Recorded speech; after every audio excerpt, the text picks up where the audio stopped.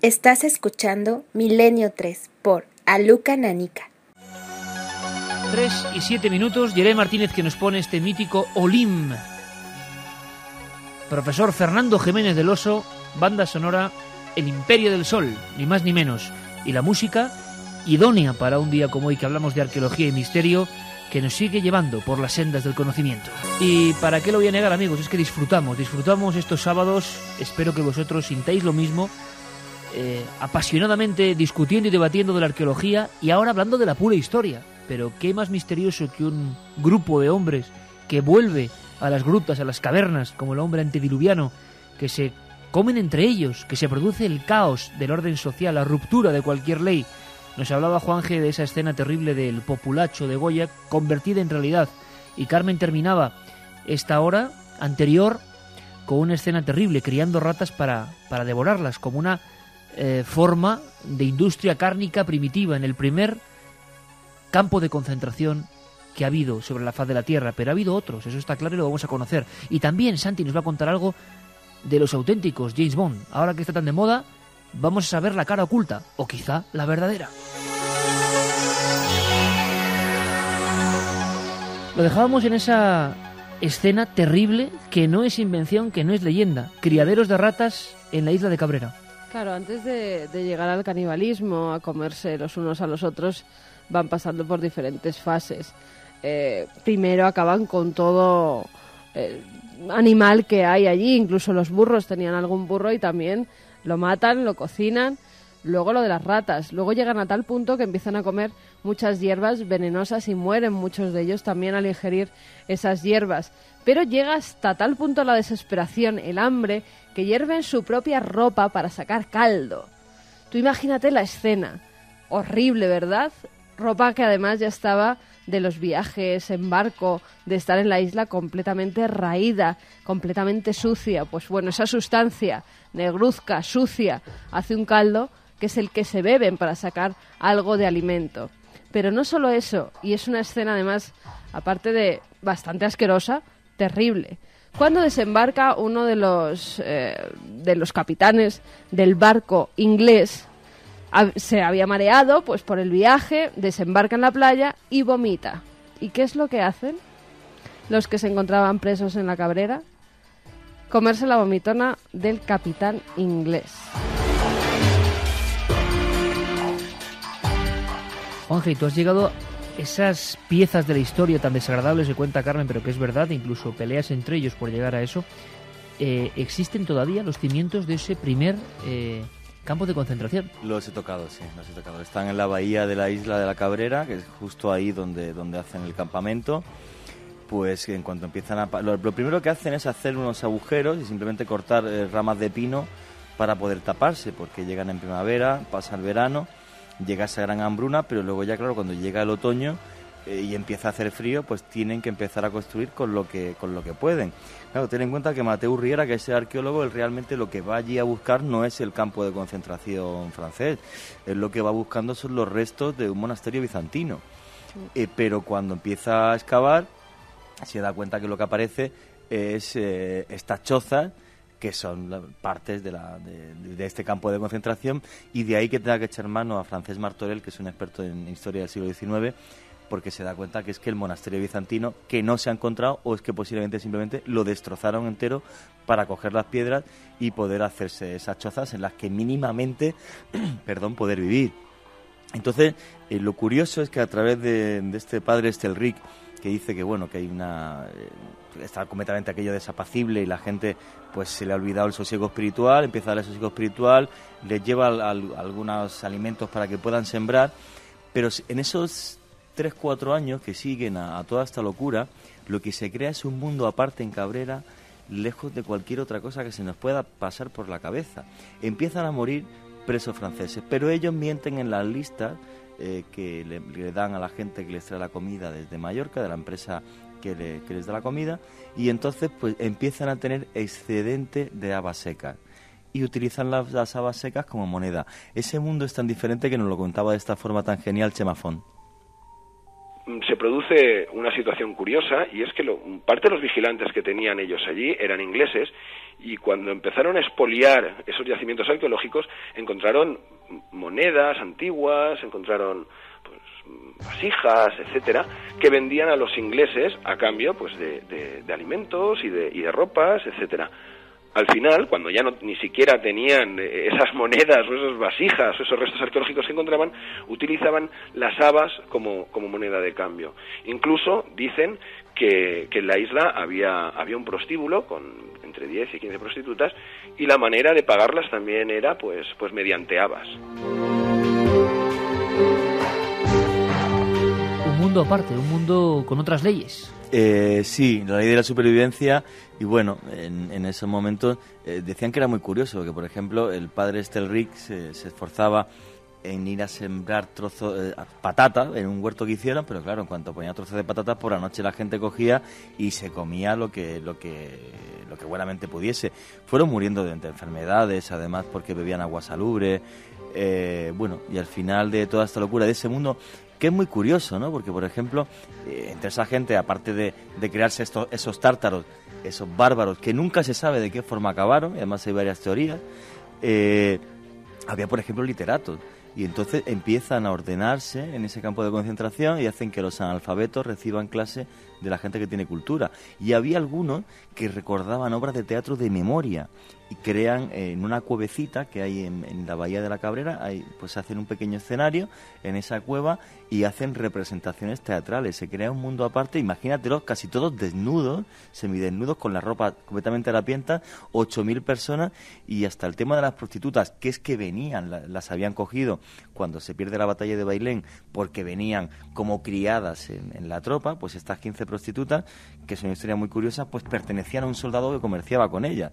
Pero claro, en cuanto empiezan a pasar los meses, alguna prostituta se enamora de otro soldado, empieza a haber reyertas por las prostitutas, y bueno, hasta el precio estaba el acostarse con una de ellas, pues según si era desnuda o vestida, parece ser que entre 5 y 10 habas secas. 10 habas.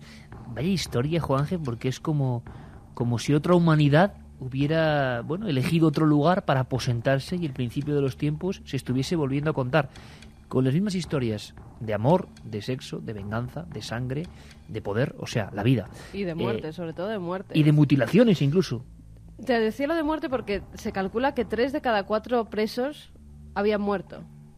De los 3 de cada 4 que llegaron, murieron. Pero había algunos que ante la desesperación veían como algunos volvían, regresaban, se los llevaron en determinadas ocasiones a Palma de Mallorca y luego regresaron algunos porque estaban enfermos y para curarlos en el hospital de Palma de Mallorca se los llevan durante meses. Bueno, como volvían contando historias tan magníficas de Palma de Mallorca, que habían comido, que habían estado bien cuidados, lo que la gente empieza a hacer es mutilarse. Ellos mismos se cortaban brazos, piernas, se hacían heridas para que se los llevaran también a ellos a Palma de Mallorca, cosa que claro, cuando se dieron cuenta los carceleros, los que se encontraban allí protegiendo a esa gente y también vigilándola, dijeron no, hay que hacer el hospital aquí, porque lo que quieren es salir de la isla de Cabrera. Fíjate hasta qué punto llegaría la desesperación de esos seres humanos. Bueno, esta isla de la muerte, bellísima, pero que fue isla de la muerte, es una historia, y luego dicen los novelistas que no hay argumentos, ¿eh? Madre mía, qué historias, qué alucinantes escenas, que aquí, como siempre, lanzamos después de una investigación, en este caso de Juanje, que acaba de pisar esa zona mágica. Pero, Santi, aunque sea casi en titulares, habría otras islas del terror bien conocidas. Sí, el concepto de la isla como prisión en sí misma es muy habitual. Hay casos muy célebres, Alcatraz, la isla de If, donde estuvo el célebre y ficticio conde de Montecristo. Pero hay un par de casos, sobre todo, que son especialmente espeluznantes. Uno de ellos también es de sobra conocido por el cine y la literatura, es la Isla del Diablo, frente a la Guayana francesa. Es el sitio donde se ambienta la novela y la película Papillón. Un lugar que entre 1852 y 1938 albergó a 80.000 prisioneros, la mayoría de los cuales no se volvió a saber nada de ellos. Era un sitio sin muros, sin ningún tipo de establecimiento penitenciario como lo conocemos, porque la propia selva que circundaba el lugar y lo alejado que estaba de la costa impedían de por sí la fuga. Hubo muchísimos intentos de fuga el propio Henri Charrier, que es el personaje que escribe Papillon, sí consuma un intento de fuga, pero de los miles de desaparecidos, muchos de ellos era gente que se internaba en la selva y perecía pues víctima de las enfermedades, de los depredadores, de las pirañas, de absolutamente un entorno completamente hostil. Los prisioneros de la Isla del Diablo estaban condenados a trabajos forzados muy intensos. Era una forma que tenía Francia de intentar colonizar aquella isla. Y, sin embargo, recibían una dieta de aproximadamente unas 500 calorías al día. Pensemos lo que es estar todo el día sometido a un trabajo físico duro, con un calor y una humedad agobiantes, en un entorno en el que las enfermedades, la malaria, la fiebre amarilla, etcétera, etcétera, eran prácticamente omnipresentes. Lógicamente la gente tenía una vida media de unos muy pocos años en esas condiciones. Y efectivamente en 1938 aquello se cierra, o aquello deja de ser una prisión, pero sucede una cosa muy curiosa, que es que solamente los que tenían, por hacer contrabando, por hacer favores especiales, o porque tenían una cierta picaresca de los prisioneros, el dinero suficiente para costearse un pasaje a Francia, fueron sacados allí. El resto fueron abandonados a su suerte. Y bueno, pues algunos descendientes quedan en la isla, pero otros no fueron capaces de salir adelante, y aun cumplida su condena o cumplida su periodo en esa prisión, pues acabaron sucumbiendo a las terribles condiciones de la isla. Islas de muerte, desde luego, y las ha habido, y algunas superan cualquier novelón que se ha hecho sobre ellas. Por cierto que casi sin solución de continuidad, ahora Santi nos va a adentrar en ese mundo del espionaje en su sección clásica, pero ha habido una noticia importante que tiene que ver también con inscripciones. Muy atentos, amigos, porque esta sí que parece que es verdadera, aunque ahora ya todo hay que ponerlo, cogerlo con pinzas. Una inscripción sobre el más allá. Pero antes, ya que oigo esta música, Carmen, ¿escucháis esta? Mira qué música más interesante. Yo no sé qué imagináis, pero yo imagino a un hombre, una especie de bardo, de encantador, tocando su instrumento y llevándose una hilera increíble de ratas, esas ratas que hemos mencionado de la Cabrera, esa rata que siempre ha sido enemiga del hombre. Escuchamos, Jerey. Bueno, pues ahora conectamos con Alemania.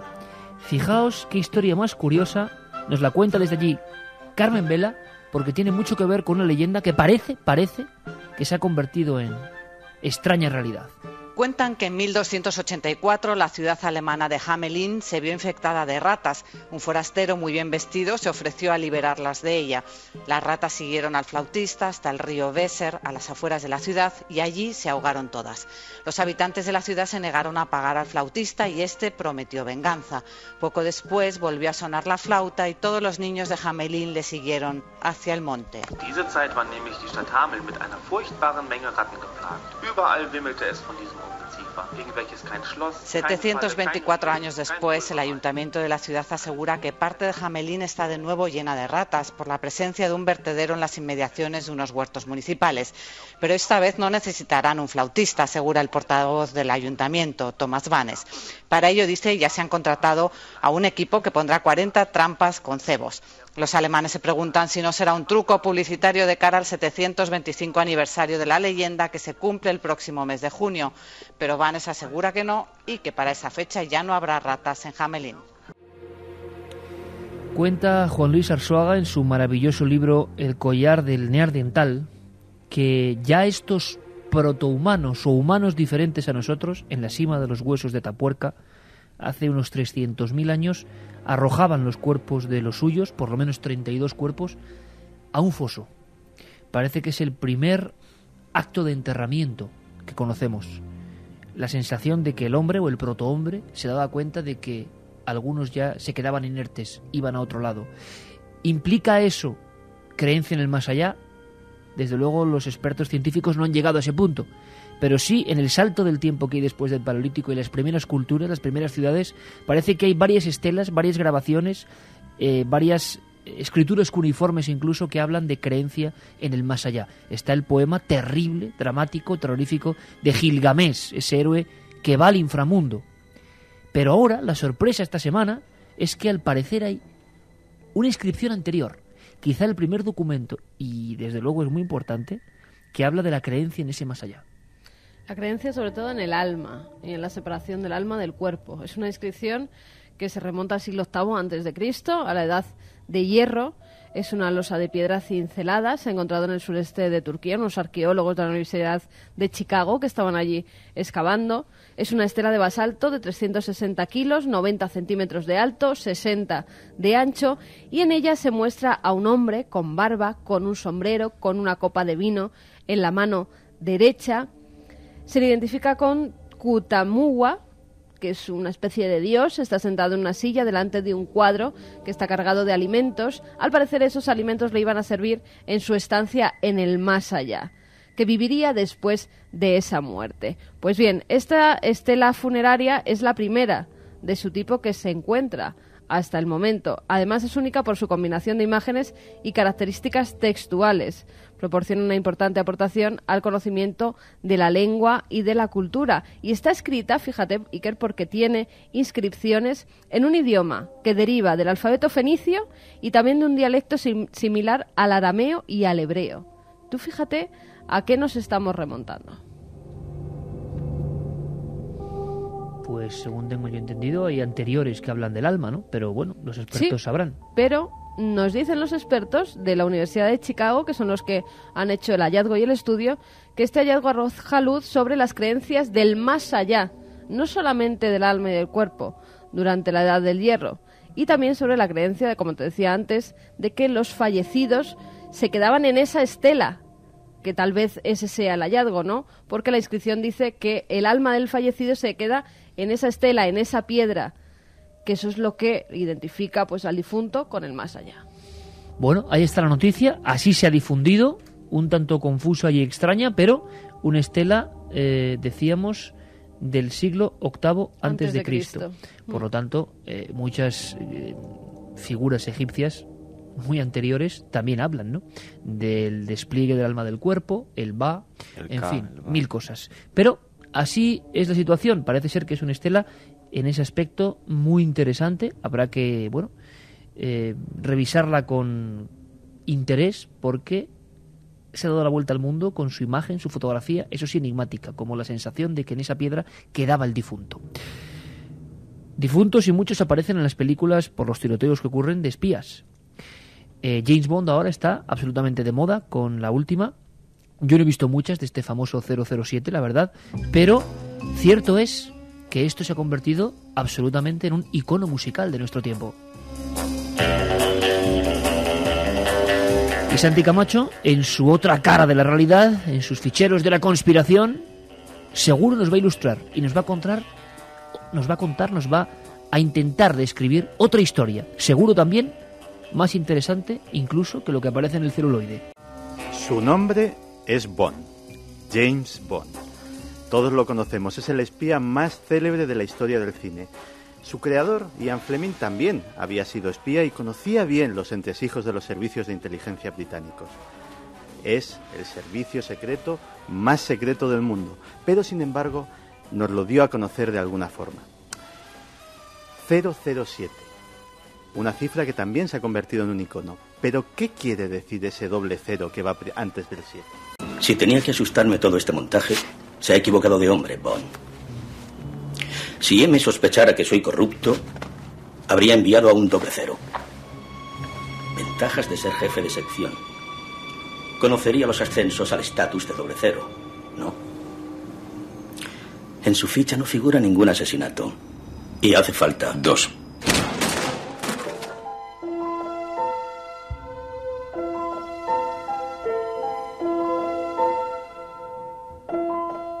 Doble cero, uno por cada muerte antes de coger la célebre licencia para matar. ¿Pero hay de verdad agentes doble cero? ¿Agentes con licencia para matar? Pues aunque mucho nos pueda sorprender, la respuesta es sí.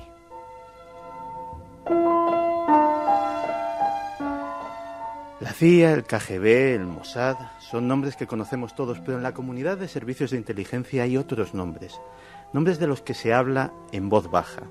Nombres que son las ovejas negras de la familia. Nombres que no te ascienden tanto ni al cine, ni a las novelas, ni a la prensa. Nombres como el Grupo 13.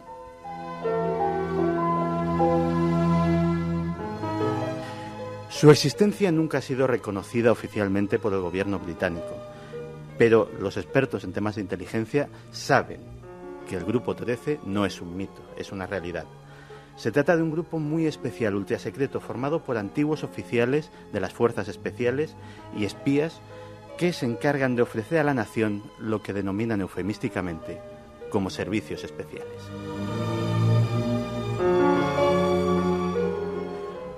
Operan al margen de los servicios de inteligencia británicos, bajo las órdenes directas del Foreign Office.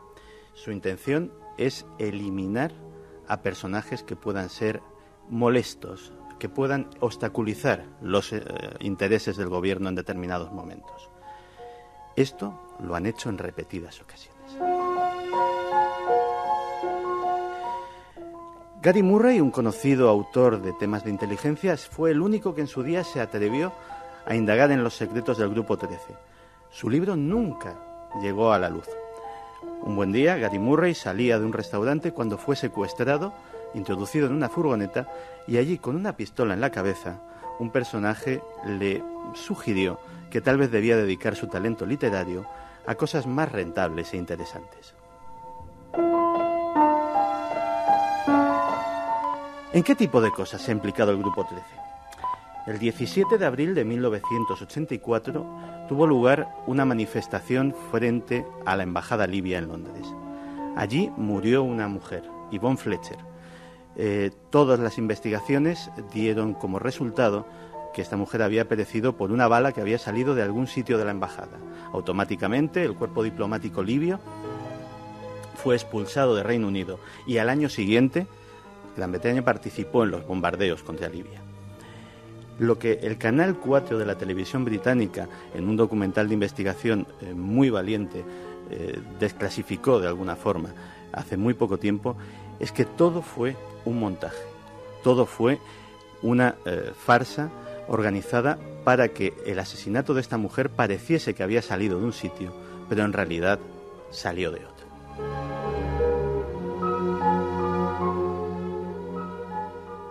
Este fue solo un ejemplo, pero en realidad donde el Grupo 13 tuvo más relevancia en su historia fue en Irlanda del Norte.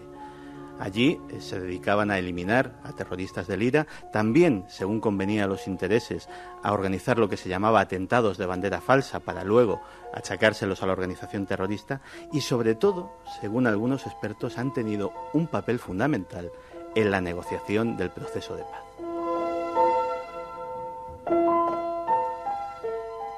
Según estos investigadores, el Grupo 13, antes de ese proceso de paz, habría ido sistemáticamente provocando accidentes, enfermedades, fatalidades, a los personajes que más se pudiesen haber opuesto a las negociaciones, tanto en uno como en el otro bando. De tal manera que una vez eliminados esos personajes, tanto del lado protestante como del católico, las negociaciones pudieran llegar a buen término.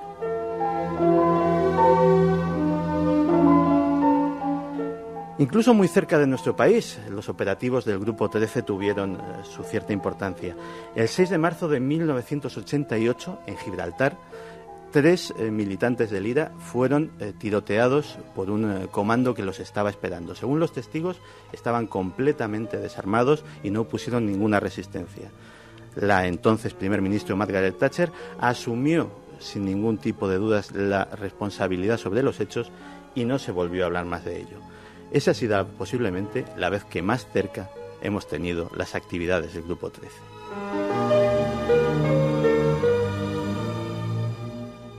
Pero no solamente en Gran Bretaña, posiblemente cada país, cada servicio de inteligencia tiene su Grupo 13. El antiguo agente de la CIA, Jim Tatum, nos habla de una organización ajena también a la inteligencia estadounidense llamada Pegasus, la cual también tiene ese estatus de absoluto secreto más allá del de los servicios de inteligencia y se encargaría de las mismas labores para el gobierno estadounidense.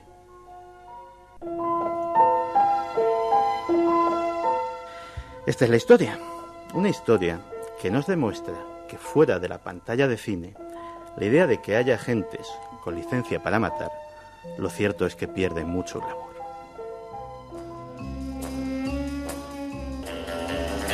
Pura y dura conspiración. Estos son los datos reales. Doble Cero, Grupo 13, yo jamás lo había oído hasta ahora realmente qué significaba, así que como siempre le agradezco la lección a don Santiago Camacho. E incluso quiere incorporarse a este pequeño dossier sobre un tema absolutamente en boga. Siempre que hay una nueva superproducción de Hollywood, todo el mundo quiere saber más. Aquí están los datos. Ahora Carlos Largo nos hace un paseo breve pero intenso por esas películas protagonizadas por este tipo de superhombres al margen de la ley. Las diferencias entre esta voz... Y en la iglesia hay un organista que, según dice aquí, trabajaba para los alemanes y ahora para nosotros. ¿Y esta? Me llamo Bond. James Bond. Son más que notables. Son las voces de dos agentes secretos, de dos espías, las voces de dos misteriosos personajes afrontando algunas de sus más peligrosas misiones. Ellos son Richard Assenden y James Bond. Nombre clave, Dominic Green. Es una persona de máximo interés. Ya hemos empezado a desestabilizar el gobierno. Conociendo a Green, ¿quiere colaborar con él? Tiene razón, solo deberíamos tratar con buena gente. Suba. De acuerdo. Cuidado con esta, señor Bond. No se acostará con usted si no le da algo que realmente quiera. Creo que alguien quiere matarla. Ustedes dos forman una pareja preciosa. Los dos son, ¿cómo se dice? ¿Mercancía dañada?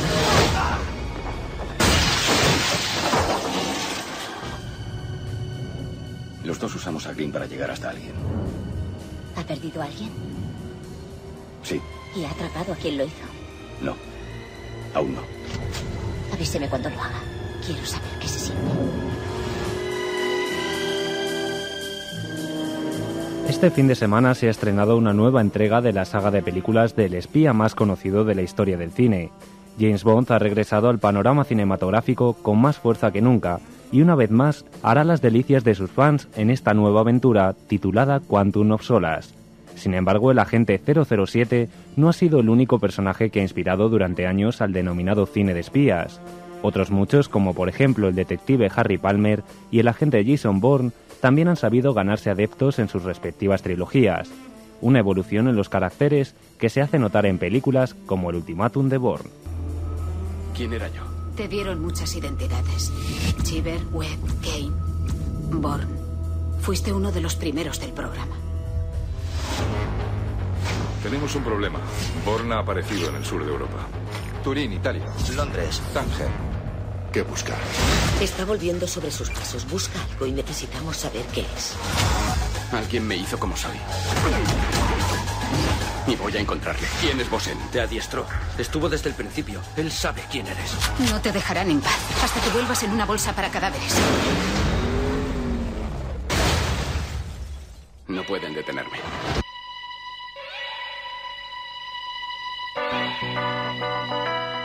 Atrás quedaron los tiempos de los títulos que reflejaban la tensión existente entre los servicios secretos rusos y los norteamericanos.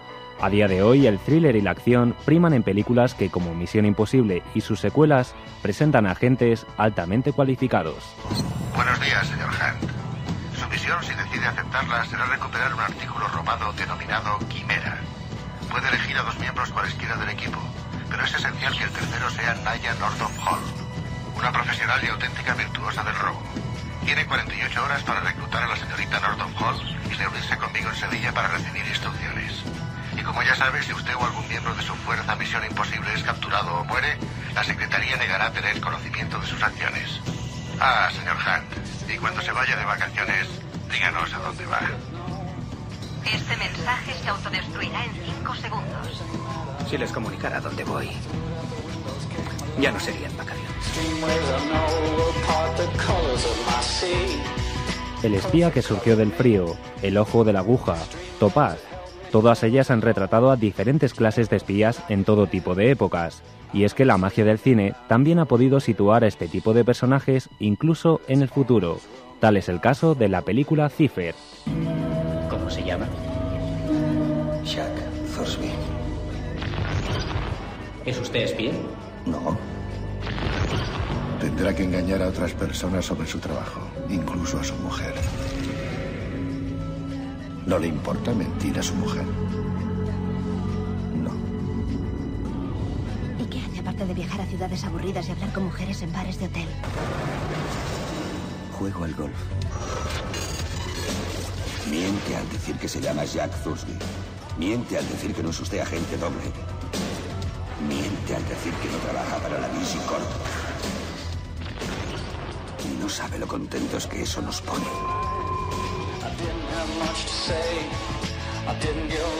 Situaciones de lo más variopintas han rodeado a este tipo de investigadores sin identidad. Atentados, conspiraciones y misiones de alto secreto que en la mayor parte de las ocasiones requieren de dos elementos clave: un buen entrenamiento y un prestigioso maestro. Spy Game o la recién estrenada Red de Mentiras han sabido mostrar la estrecha relación existente entre el agente iniciado y su mentor.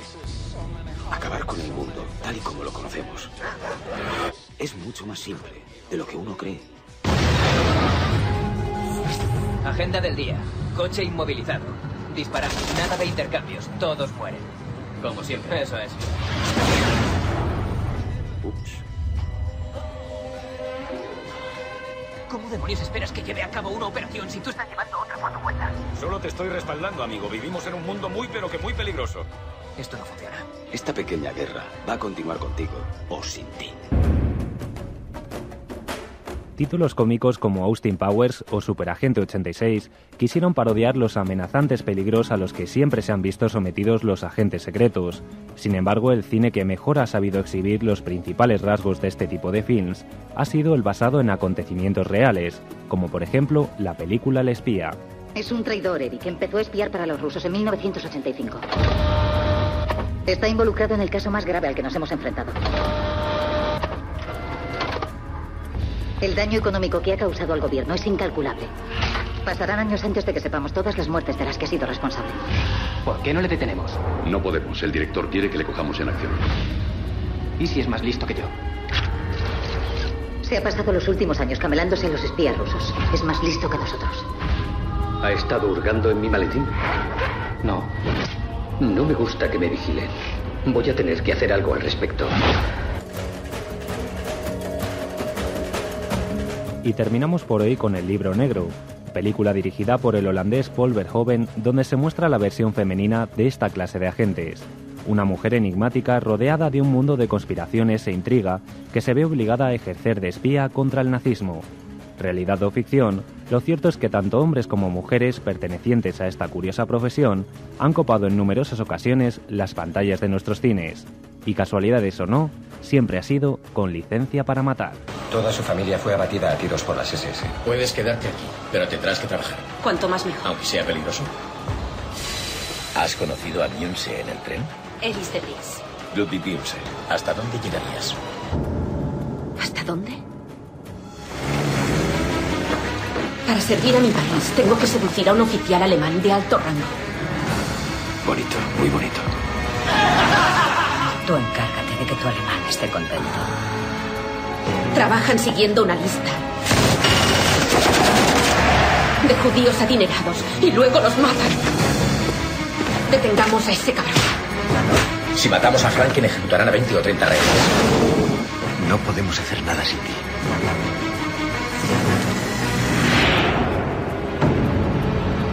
Todo está aquí. ¿Tan estúpido crees que soy? Ahora cuéntamelo todo. ¿Eres una espía? Y a las 3:43 nos ponemos un poco cósmicos porque había una noticia que ha dado la vuelta al mundo. Está bien eso de dado la vuelta al mundo, un poco espacial, para hablar de Copérnico, ¿no? Curiosamente, hace unos días leía el típico libro que todo el mundo dice que ha leído o que está, pero habitualmente no se lee. Y yo lo recomiendo, Stephen Hawking, Historia del Tiempo, aunque no lo he acabado, también es la realidad, pero me quedé maravillado con lo que contaba y de qué forma lo contaba. Contaba una anécdota muy curiosa que hablaban de un científico, Bertrand Russell, que en una conferencia hablaba de que la Tierra giraba alrededor del Sol y que había un universo infinito sosteniendo, digámoslo así, la realidad. Y una señora se acercó a él y le dijo que la Tierra en realidad estaba sostenida por una especie de planchas, porque si no nos iríamos hacia abajo, una especie de caparazones de tortugas, ¿no? El científico le respondió, bueno señora, ¿y debajo de esos caparazones de tortugas qué es lo que hay? Y ella respondió que infinitas tortugas. Debatió con él, se pelearon. ¿Qué quería decir Hawking con esta anécdota? Que al final casi nadie entiende qué es eso del espacio, y muchos sabios han intentado explicarlo. Dicen que el primero que empezó a hablar de una Tierra como la conocemos, esférica, como una pelota más o menos, y no una superficie plana como la gente que vive en ella lo percibe, fue Aristóteles, en su libro De los cielos. Los griegos creían además en su observación empírica constante de por qué se veían, esto es muy bonito porque, bueno, lo contaba Carl Sagan también, por qué los barcos se veía primero la vela, ¿no? Quiere decir que venían de algún lugar en una superficie curva. Aristóteles es el primero que cree que la Tierra está fija y que el Sol, la Luna y los planetas se mueven alrededor de ellas. Alrededor de ella pasará mucho tiempo hasta que este hombre, que ahora es noticia, que hoy resucita de alguna forma a través de las agencias, 1514, Nicolás Copérnico, un cura polaco. Dicen que tenía tanto miedo a la Iglesia, aunque él era evidentemente de ese gremio, que hizo circular su modelo de forma anónima, porque pensaba que prácticamente le iban a quemar vivo, ¿no? Y plantea una idea que ahora no entendemos en su salto infinito. Es el primero que dice que el Sol está en el centro y es la Tierra y los planetas los que en órbitas circulares giran alrededor de ese astro. Luego ya Newton puso leyes a ese mundo y Kepler habló no de órbitas esféricas, sino elipsoidales. Pero el salto real, el infinito desde los griegos, es este hombre que hoy por algo es noticia, Carmen. Es noticia porque un análisis de ADN confirma que Copérnico está enterrado en Polonia. Está enterrado además en la catedral de Frombork, que es donde se suponía que había muerto, pero no se tenía conciencia ni se sabía ciencia cierta dónde estaban sus restos. Bueno, en 2005 unos arqueólogos encuentran un cráneo. Ese cráneo, claro, son huesos, pero ¿con qué lo comparan? Pues bien, en un libro que perteneció a Copérnico, que además se llamaba Calendarium Romanum Magnum, que era de Johannes Stolfer, pues ese libro pertenece al astrónomo y qué casualidad que tiene pelos de Copérnico. Gracias a esos pelos del siglo XVI y al cráneo encontrado se ha podido identificar el ADN y compararlo, y se sabe que efectivamente es el mismo. Los restos son de Copérnico. A raíz de ahí han hecho lo que sería una reconstrucción imaginaria, con los rasgos que se pueden ver en ese cráneo, de cómo sería Copérnico, y se han emitido las fotografías de esa supuesta reconstrucción, con el pelo blanco, con una nariz muy aguileña, con los ojos hundidos. Además dice que tenía también una cicatriz justo encima de la ceja derecha. Y bueno, aquí tenemos a Copérnico. Ya lo podemos ver, ya lo podemos identificar, y la imagen es realmente 500... impactante, ¿no? Ver a un astrónomo, matemático, jurista, físico, ya poderle poner cara. Sí, y que, repito, el pobre enviaba su modelo de realidad sin firmar, por lo que pudiera pasar. Y 500 años después ponemos cara, esto es maravilloso, esta especie también tiene estas cosas, a ese hombre, a ese mito, Nicolás Copérnico. Vamos a marcharnos con mensajes de nuestros oyentes, que pocas veces tenemos 10 minutillos para hablar con ellos y debatir sobre ellos. Así que, Carmen, vamos allá. Pues Gracias de Madrid nos dice que muchas gracias por hablar de ciencia y por la música de Cosmos, que le hemos dado una alegría. Es verdad, es que era la música de Cosmos la que ha puesto Geray, de Evangelis Alpha. Ay, me falta hoy, hablando de alegría, una canción. Es verdad, Geray, búscanos por ahí alegría, es verdad. Búscanos por ahí alegría mientras vamos con los mensajes, venga. Saludos, Amelín me recuerda... Es dicho y hecho, este hombre es... Qué bien, Geray, cómo te quiero de verdad. Hay que contar el secreto de Geray, que en realidad es un autómata. Así. Un día lo contaré. Vale, un día lo contaré. Un autómata con varios brazos y por eso puede responder de esta forma así de Pero rápido. cómo me cuida. Amelín me recuerda a Julio Verne, que le haría inspirarse para narrar esas historias. ¿Habéis visto la última del viaje al centro de la Tierra? No. Unánime. Demasiado infantil, ya estaba mayorcito.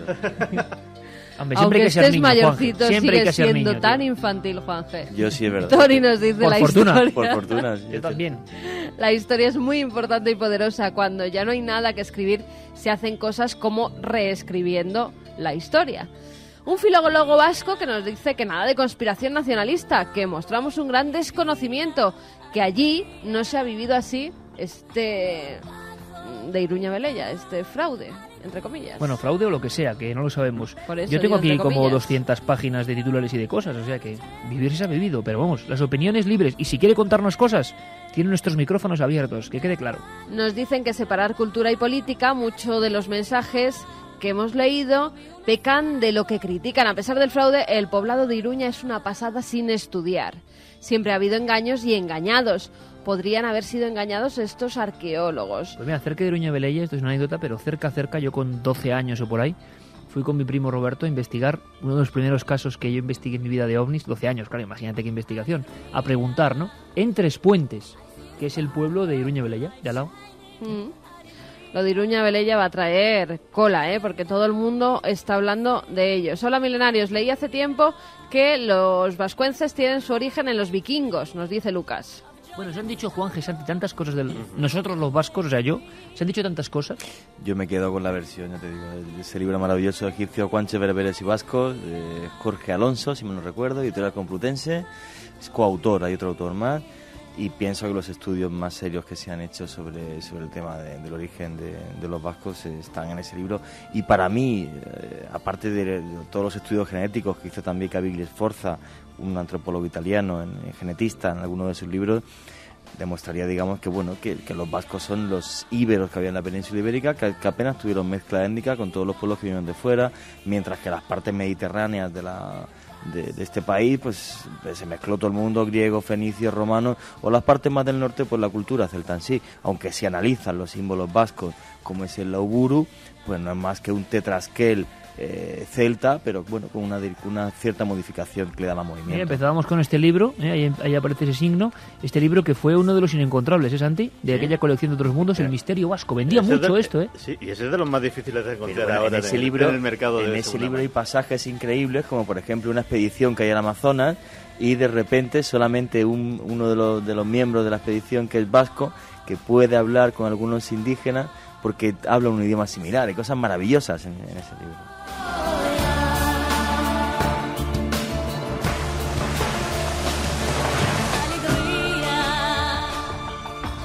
Pues me he quedado ahora mismo un poco obnubilada. Javi, desde Ciudad Real, nuestro amigo Javi, que nos dice, Carmen, sales en el Trivial. Sé que lo iba a decir porque me lo ha escrito. Este Javi es un buen amigo. Javi Pérez Campos, hombre, un joven investigador, un gran tipo, de verdad, un gran tipo, que está estudiando periodismo. Sí. Y es un chaval majísimo. Y nos escribe una carta, un mail, y ¿sabéis lo que dice? Esto va por todos, ¿no? Ya lo de Obama nos sabía ya el ego, oye, tener un amigo ahí en el equipo de Obama, pero es que en el Trivial, debe ser la última versión, hay una pregunta sobre Cuarto Milenio. Caramba, no te puedo creer. Oye, mañana comprar todos el Trivial y a buscar la pregunta. Trivial Pursuit, sí, y es, creo que, ¿en qué fecha empezó a emitirse Cuarto Milenio? Que es dificilísima, vamos. ¿O qué día de la semana? Día de la semana es fácil, pero fecha, bueno. Pues fecha hace más de 3 años, noviembre. Nos dicen, soy profesor de prehistoria de la UNED, una cosa es la datación del soporte y otra la pátina de los grabados. La arqueología ha sido muy dañada, pero el pueblo vasco también. Santiago desde Aranda de Duero. ¿Hasta qué punto no está implicada la política en este fraude? Nos dice Juan desde San Vicente de la Barquera. Vamos a dar, Iker, que nos lo hemos dado en toda la noche, la lista de libros. Venga. Que hemos estado ahí con la arqueología. Venga a pelearnos entre unos y otros, que se me entienda bien. Pelearnos entre nosotros, que no son peleas, vamos. ¿Quieres que dé la lista? Sí. ¿De arriba abajo o de abajo arriba? ¿Cómo preferís? ¿Desde el 1 o desde el 10? De abajo arriba. Desde el 10. Más emoción. Claro. Bueno, pues entonces así saludamos a Javier Sierra. Sudama Azul está en el Vamos puesto... desde el 15, hombre, que es que ya no... Venga, pues me bajo. Los pilares de la tierra, Ken Follett. Ahí está. A ver, ¿bien o no? Bien, ¿no? Bien. Bueno. Vida después de la vida, un clásico, Raymond Moody. Bien. Mejor. Sí. No piense usted como un humano, de Lee Carroll. No sabe, no contesta. O sea, como si me habla de un estropajo, vamos. Oye, Juanje, de Bueno, verdad. ¿qué Enigma sin resolver, de aquí el jefe. Maravilloso. Nuestro Eric von Daniken con recuerdos del futuro. Total. Genial. Bien, vale. ¿Santi? Yo lo veo un poco superado ya, pero bueno.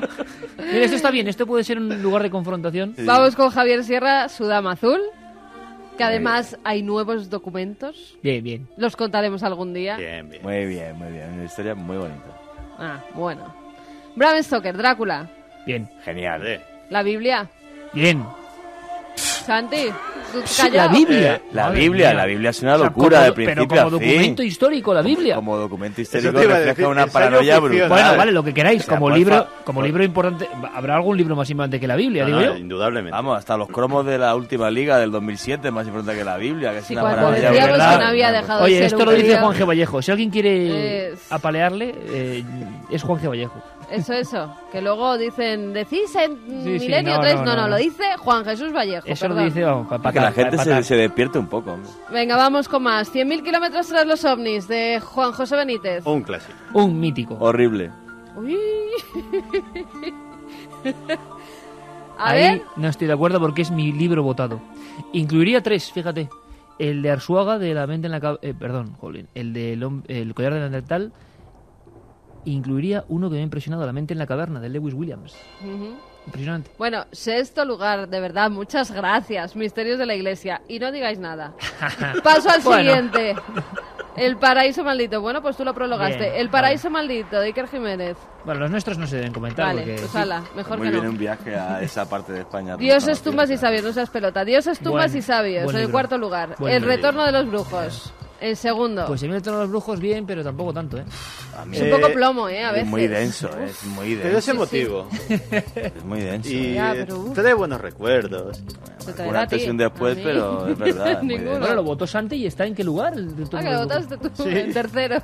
En tercero, ¿eh? Hombre, Y el cuarto, Ceram. Sí, sí, sí. Sí. Curioso está. Sí, además creo que se llama María, que está, venga a votar. Dioses, tumbas y sabios. Debe de querer mucho, Juanje. Dila ya que deje de Muchas votar. gracias, sigue votando. Vale, La noche del miedo, segundo lugar. No está mal. Buena investigación. Y Caballo de Troya, que no hay quien le baje a Juan José Benítez. Muy bien. Y que yo creo que era lógico que, porque el libro más impactante para la gente en los últimos 25 años, fenómeno social. fenómeno social, Sí, sí, indudable, indudable. Así que Y esa es la muy bien lista, escrito. que cuando acabe la lista, que queda ya poquísimo, porque para Navidades queremos estar aquí con todos vosotros, podéis seguir votando, 7640, esa es la lista, y luego reflexionaremos sobre lo que implica esa lista. Hay 4 o 5 lecciones interesantes que sacar de ahí. Sí, además sacaremos de todos los mensajes que nos llegan. Ya sabéis, sorteamos como 40. Sí. ¿Sí? Pues sí. ala, 40 personas que vengan a ver vestidos ya de Papá Noel y de todo eso de Navidad. Milenio 3. Exacto. Damos los ganadores también de estos 3 libros. La 10ª Sinfonía, El camello sobre el tejado, esas enseñanzas sufis y Santuario. Vamos con los mensajes que han ganado. Pilar desde Zamora. Me aficioné al misterio gracias a la colección de mi padre. Lo inexplicado. Sí, ¿Para cuándo un mítica. especial sobre fenómenos en Zamora? Zamora, es que nos preguntan muchas veces en Zamora, pero hay muchos temas en Zamora. Pues dentro de poco entonces, Pilar. Buenas madrugadas, nave del misterio. En lo referente al tema de hoy, en cuestiones histórico-arqueológicas, lamentablemente siempre la polémica está servida por oscuros intereses o razones. Salvando las diferencias, me recuerda a los temas relacionados con Cristo. Cuando ocurre algún descubrimiento, dependen los intereses. Se utiliza para desprestigiar su imagen o para atribuirle milagros. Su voto para la noche del miedo. Bueno, pues Iván, otro de los ganadores de uno de esos libros. Y el último es para Santiago, que nos decía la arqueología ha sido muy dañada, pero al pueblo vasco también le han dañado. Bueno, yo creo que ni hay que relacionarlo, no tiene nada que ver, son unas piezas concretas y ya está. Por cierto que mañana, fijaos qué tema más curioso, hay varios temas, ¿eh? Hay arqueología y misterio, hay experiencias de la gente, me refiero a lo que mañana vais a ver en Cuarto Milenio. Santi, pero es interesante porque mañana hablamos del crack.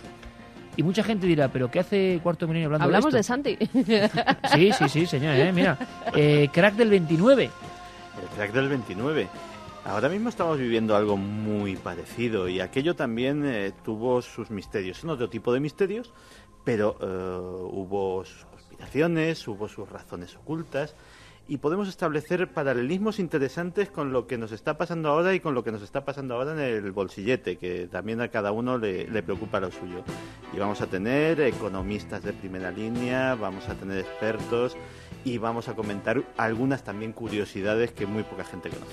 Pues como siempre ha sido un auténtico placer, amigos, estar con todos vosotros. Mañana tenemos esa información, mañana tenemos Morgue en Cuarto Milenio, que siempre nos emociona un poco porque es tocar la historia.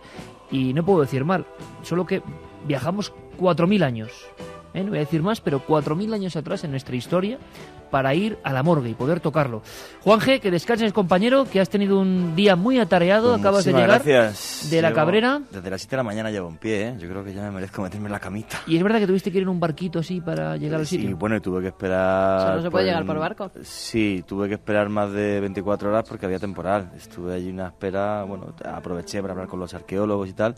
Pero sí, en cuanto hay un poquito de viento del norte, el mar entre Mallorca y Cabrera no se puede navegar. Pero una vez más la sensación de que nos hemos encontrado con una historia maravillosa, alucinante maravillosa. y digna de ser contada. Sí, sí. Y en el fondo eso, Santi, Juanje, Fermín, Carlos, Geray y Carmen, pues es lo que hacemos cada semana, ¿no? Intentar abrir una puerta, siempre desde la sensación de la divulgación, de poner los datos, que opinéis. Gracias por vuestro apoyo, como digo siempre, no solo en la antena, sino ya lo que empieza a ser abrumador y tremendo, que es Internet.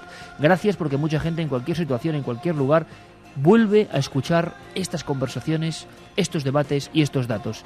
Nuestra obligación, plantear los temas y, sobre todo y ante todo, ser muy felices, amigos. Un abrazo.